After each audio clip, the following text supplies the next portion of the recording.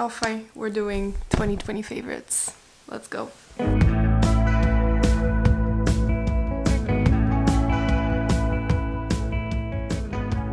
Allô tout le monde, alors aujourd'hui, it is the day, je vais vous présenter mes favoris de 2020 parce que j'avais vraiment hâte de vous montrer. Puis c'est pas mal ça, la vidéo, fait que je sais que vous voulez voir c'est quoi mes favoris, fait que sans plus tarder. First things first, évidemment, je voulais vous parler de mes livres préférés de 2020. Fait que si vous m'avez suivi sur Goodreads cette année, si vous voulez me suivre sur Goodreads, le lien dans la description. Mais je m'étais donné comme défi de lire 10 livres et j'ai fini par en lire 16. Puis honnêtement, je suis vraiment contente d'avoir fait ce défi-là cette année parce que honnêtement, la lecture, ça m'a juste... J'ai jamais été une grande lectrice, mais cette année, ça m'a juste vraiment aidée. Je sais pas si c'est la pandémie, puis le fait que je voulais juste comme escape la réalité. Mais ça m'a vraiment fait du bien. Fait que je vais vous partager mon top 3 puis genre un autre livre que j'ai trouvé intéressant qui est pas un roman de fiction. Fait que dans le fond, j'ai un top 3 ici. C'est vraiment les 3 livres qui ont été juste mes préférés en général. Je leur ai tous donné 5 étoiles sur Goodreads. Fait que premièrement, on va y aller en ordre que je les ai lus, I guess, je sais pas. Fait que pour commencer, on a Daisy Jones and the Six que j'ai vraiment beaucoup aimé, que j'ai lu en début d'année, l'année passée, oui, parce que bon, je filme ça en 2021. Puis dans le fond, je l'avais lu pendant que j'étais en vacances parce que c'était dans le temps où on pouvait encore voyager avant que la COVID soit parmi nous.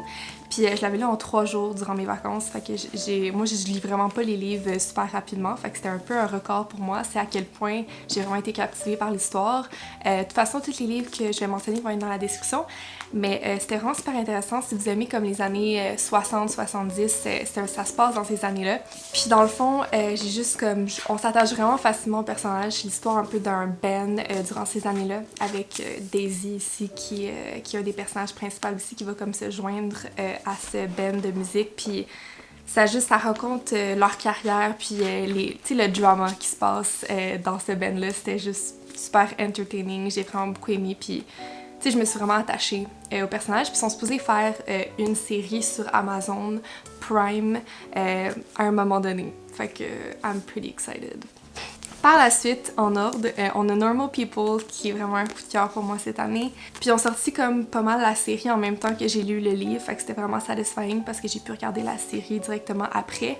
Puis aussi, j'avais les acteurs qui jouaient les rôles principaux en tête, fait que c'est le fun de lire le livre puis de comme savoir un peu à quoi les personnages ressemblent. Mais je pense que j'ai beaucoup aimé Normal People parce que c'est un livre justement qui parle d'une relation amoureuse un peu entre Connell et Marianne. Mais genre, c'est pas une relation amoureuse, tu sais, genre comme style Keten un peu, puis genre les livres que c'est comme... Je sais pas, mais j'ai vraiment aimé ça parce que je trouvais que leur relation était vraiment réelle, puis... Tu sais, les obstacles qu'on a dans la vie qui font que tu peux pas toujours être avec la personne que t'aimes ou peu importe. J'ai juste vraiment... Je me suis vraiment attachée à leur relation.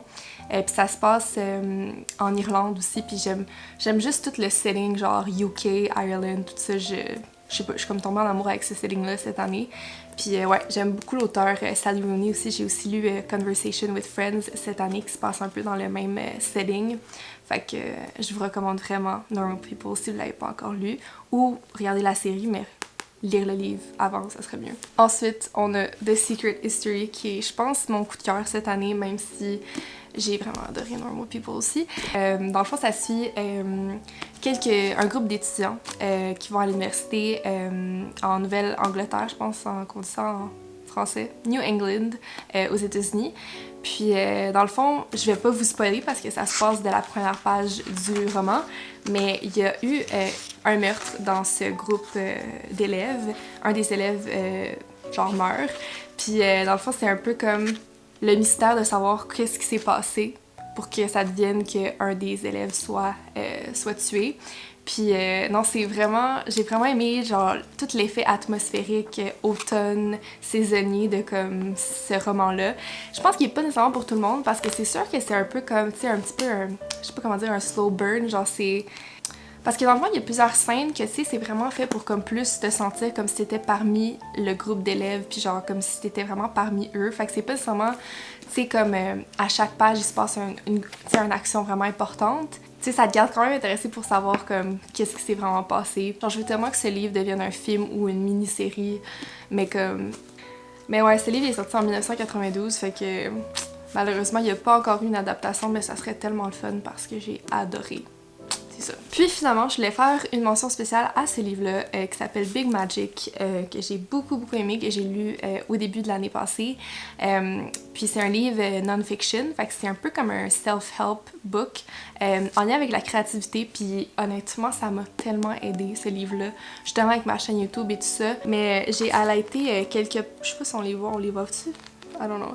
Mais j'ai highlighté quelques passages dans ce livre-là parce que j'ai vraiment comme appris beaucoup de choses justement, puis réalisé beaucoup de choses sur genre comment, juste ma vie en général. Fait que si vous êtes un petit peu dans le domaine créatif et tout ça, je pense que ça pourrait vraiment vous intéresser. Vous me direz c'était quoi votre livre préf cette année dans les commentaires, je veux savoir parce que je suis toujours intéressée d'avoir des nouvelles recommandations.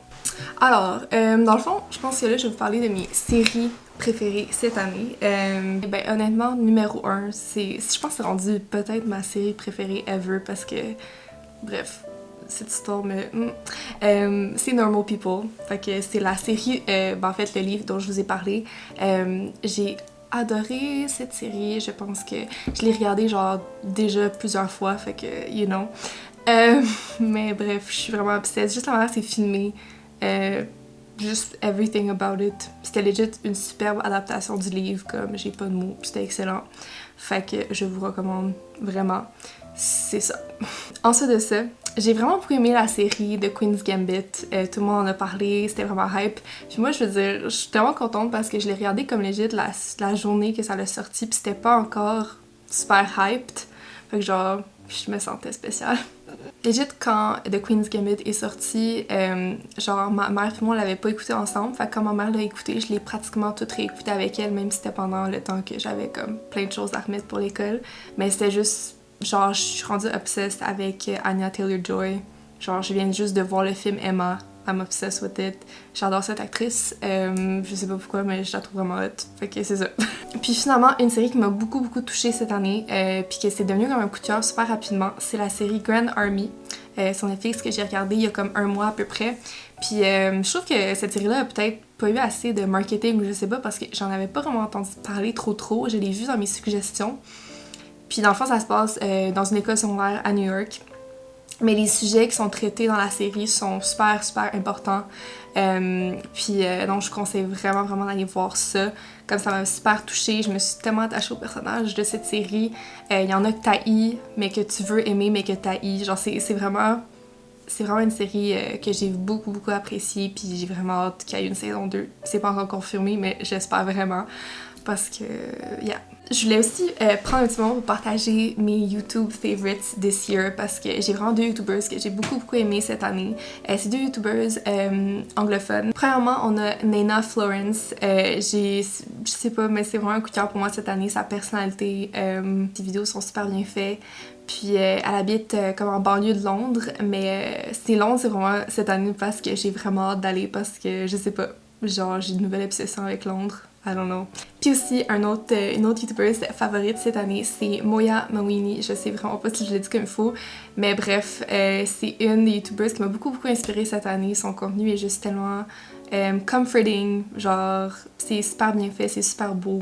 J'aime juste, ouais, vraiment juste gros coup de cœur pour sa chaîne cette année. Elle habite en Irlande, puis je sais pas, j'ai vraiment eu un coup de cœur. Je sais, j'arrête pas de le répéter, mais c'est vrai. So... Hello, welcome back dans ma salle de bain. Donc, je vais vous parler de mes skincare et make-up favorites de cette année. Fait qu'on va commencer par skincare. Alors définitivement, vous savez, moi j'utilise tout le temps les mêmes produits dans mes vidéos parce que j'adore. Mais tous les produits fresh cette année, j'ai comme eu un coup de cœur. Don't know why. Je sais pas, mais j'aime vraiment beaucoup en tout cas la crème pour le visage. Rose Deep Hydration Face Cream. This one. It's great. Elle est vraiment genre super douce et super hydratante aussi. Puis je l'ai utilisée comme l'été et l'hiver, puis je suis vraiment contente du résultat en général. Je sais pas c'est fait pour quelle peau exactement. Ben ça dit de normal à peau sèche, fait que... Ouh, sorry. Puis j'ai aussi acheté le Rose Floral Toner de Fresh aussi que j'aime vraiment beaucoup. C'est comme un toner genre à la rose, super rafraîchissant. Puis en ce qui concerne le make-up, je vous dirais que j'ai comme deux favorites coup de cœur-ish. Premièrement, ce blush de chez Dior que j'ai acheté au Sephora. Je me cherchais comme un rose, tu sais, genre un rose, vraiment un rose comme pétant. Je sais pas comment dire, un rose pétant. Mais tu sais, comme like this, you know? A fun pink. Puis j'ai vraiment trouvé que je le porte en ce moment. Ben là, vous en avez pas à meilleure lumière, hein? That. Can you see it? Anyway. Puis en ce qui concerne le mascara, ça c'est vraiment mon préféré. C'est de Rimmel London, c'est le Scandal Eyes Volume On Demand. Mais bref, j'aime juste vraiment, il donne beaucoup de volume. Il est juste parfait to me. Ça paraît-tu que ces chandelles-là sont vraiment croches? Alors, je me suis installée ici pour vous parler de mes music favorites this year.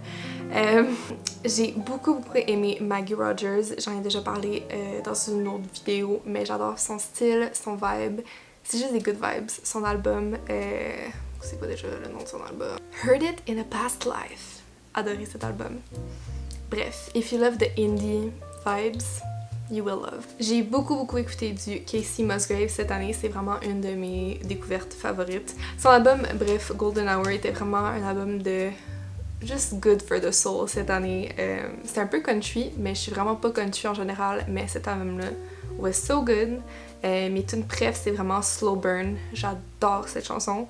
Puis, oh mon dieu, I don't know, High Horse. Puis, and of course, le nouvel album de Dua Lipa qui est sorti cette année. J'ai tellement écouté son premier album, puis j'ai vraiment adoré son nouvel album. Puis mes préf de cet album-là, je pense que c'est Love Again. J'adore cette chanson. Physical, Hallucinate. Honnêtement, il y a trop de bonnes tunes, fait que c'est ça. Évidemment, je peux pas passer à côté de Folklore because legit, c'est rapidement devenu un de mes top 3 albums de Taylor. Top 3, je parle de comme Reputation, Folklore et 1989, mais en tout cas. Puis c'est vraiment pour moi très difficile de choisir une chanson préf sur Folklore parce que c'est vraiment un album quasiment de genre de pas de skip là, genre Seven, August, The Last Great American Dynasty, Invisible String, Peace, This Is Me Trying, genre il y a trop de bonnes chansons. Puis aussi évidemment il y a Evermore qui est sorti, mais comme Folklore is still my top one. Mes chansons préf d'Evermore, j'en ai parlé dans ma Q&A, mais je pense définitivement Gold Rush, Evermore, j'aime vraiment beaucoup Evermore. Long Story Short, j'allais pratiquement oublier mon obsession avec Phoebe Bridgers. C'est vraiment comme my comfort artist, ça se dit-tu? Je sais pas. Mais son album Punisher qui est sorti l'année passée en 2020, j'ai vraiment un coup de cœur sur cet album-là. J'adore la chanson Garden Song, Kyoto. Oh my god, they're all so good. I Know the End. Puis j'aime beaucoup aussi sa chanson Motion Sickness qui est dans son autre album, son premier album. J'adore cette chanson-là. Si vous êtes encore une fois un petit peu dans le indie, you will love that. Je vais juste donner une mention spéciale à la chanson Little Dark Age de MGMT parce que je suis comme tombée en amour avec cette chanson-là. Je sais pas quoi dire, mais comme je l'aime vraiment beaucoup. Ensuite, j'avais beaucoup écouté le plus récent album de Lorde dans les 2 dernières années, Melodrama, mais j'ai commencé à réécouter son premier album. I love it. Ribs, cette chanson-là. Genre, j'ai commandé le vinyle pour Noël, but it's still not here. Mais bon, pas grave. J'ai beaucoup aussi quand même écouté The Weeknd, que j'ai pas mentionné, que j'aime aussi beaucoup. Mais je vais vous avouer que cette année, j'ai beaucoup plus écouté du indie pop ou du pop en général que du rap ou du R&B, ce qui est... Mais la face, c'est que moi, j'aime vraiment beaucoup de styles. Je suis pas... Ben, j'écoute majoritairement du pop, ça c'est évident, mais je veux dire, j'aime quand même aussi d'autres styles de musique, c'est juste que je les écoute peut-être moins souvent, mais ouais, c'est ça. Évidemment, je l'ai pas oublié de vous parler de some fashion favorites. Même si cette année, on s'entend que c'était pas the best fashion year parce que j'étais en sweatpants littéralement toute l'année. Fait qu'il y aura pas grand chose, mais je voulais quand même vous donner quelques petits trucs, peut-être. Comme, par exemple, ces bottes-là que je pense que j'ai pas vraiment montré tant que ça, mais que j'adore cette trend de bottes comme ça. Je suis kind of obsessed. Puis j'ai acheté ceux-là à l'intervalle. Puis je les avais achetés en fait cet automne, puis je les porte depuis ce temps-là. Puis j'aime vraiment beaucoup. Puis même si la neige et tout cet hiver sont encore quand même super pratiques. Je pense qu'il y en a aussi différentes sortes. L'intervalle, j'ai toujours aimé. C'est sûr qu'ils sont plus chers, mais à chaque fois que j'achète des souliers de là, genre, je suis en amour. Dernier favorite que je voulais absolument mettre dans cette vidéo, c'est Everything Coat en cuir. Ben là, ça c'est en faux cuir, mais j'adore les petits coats comme ça cette année. C'est un de mes favorite trends. Puis j'ai acheté cela en friperie, fait que à place de l'acheter chez Zara, vous pouvez toujours aller voir en friperie. Mais j'aime juste ça, ça se porte tellement avec tout, puis ça se porte automne, printemps aussi. Bref, je pense que c'est un must-have à avoir dans son garde-robe. Oui, puis je voulais vraiment mentionner ce collier que, pour certaines raisons, je porte pas aujourd'hui, mais que je porte littéralement tout le temps, qui vient d'une compagnie québécoise, fait que ça me fait vraiment plaisir de vous en parler. C'est Création Firvido, sur, en fait c'est par Instagram que j'ai découvert, mais je l'adore vraiment, c'est juste un petit J comme ça, puis je le porte tout le temps, c'est un style de médaillon que j'aime vraiment beaucoup, fait que yes! Est-ce qu'un lait c'est un random favorite? I think so. Bref, si vous regardez mes vlogs, vous savez que this is the love of my life. Vraiment un gros coup de cœur pour ce lait cette année. C'est un lait d'avoine de Minor Figures. En plus d'être super cute, c'est vraiment bon. Puis ouais, c'est chaud. En fait, je l'achète au café qui s'appelle Leaves House à Montréal. J'essaie d'encourager local, fait que c'est pour ça que je l'achète de là-bas. Puis je sais qu'ils font la livraison un petit peu alentour de Montréal, fait que vous pourrez voir peut-être si c'est disponible pour chez vous. Sinon, je sais qu'ils en vendent aussi chez Mehran. Don't know how to say it, mais ça a l'air qu'ils en vendent là-bas. Fait que Minor Figures, can you sponsor me? Merci. Puis évidemment, dans les random favorites, je voulais vous parler de mon journal que j'ai commencé cette année. Puis c'est un journal, mais c'est vraiment un journal comme all over the place parce que des fois, comme je vais répondre à des questions, à des journal prompts qu'on appelle, mais j'écris pas dedans tous les jours. Je pense que c'est plus pour avoir un souvenir de comme un moment dans ma vie. Comme parfois, je vais faire... comme là, je m'étais fait un petit mood board pour la nouvelle année de comme des photos que j'aimais en ce moment. Avec genre une petite quote que j'avais trouvée. Mais j'aime vraiment ça parce que ça va juste être quelque chose que je peux regarder comme plus tard dans ma vie. Faire genre, oh, j'étais comme ça à cet âge-là, you know. Puis j'ai même mis, c'est super random, mais j'ai mis genre des livres que je voulais lire en 2021. C'est juste un petit truc créatif que j'aime garder avec moi. Puis j'ai acheté le cahier d'une papeterie de Montréal qui s'appelle Nota Bene. Fait que je pourrais mettre le lien dans la description pour avoir le même cahier. Cette chandelle, c'est ma chandelle préférée de cette année, for sure. Parce que j'en ai acheté une deuxième. Fait que je pense que ça veut dire que je l'aime quand même assez. C'est une chandelle que j'ai achetée au Indigo qui s'appelle... Y a-t-il le nom? Ben c'est pas vraiment un nom, mais c'est Spiced Vanilla et Cashmere Soy Blend Candle. En tout cas, ça vient dans une petite boîte comme beige gris. Puis je l'adore. C'est tellement soft puis réconfortant. Je voulais absolument l'insérer dans mes favorites parce que je mets toujours des chandelles dans mes stories puis dans mes vidéos. Fait que je voulais, c'est ça, vous dire que c'est celle-là ma préférée. Ok. Fait que voilà pour mes 2020 favorites. J'espère que vous avez aimé. Je vous souhaite une superbe année 2021. Let's do this. Ok, au revoir.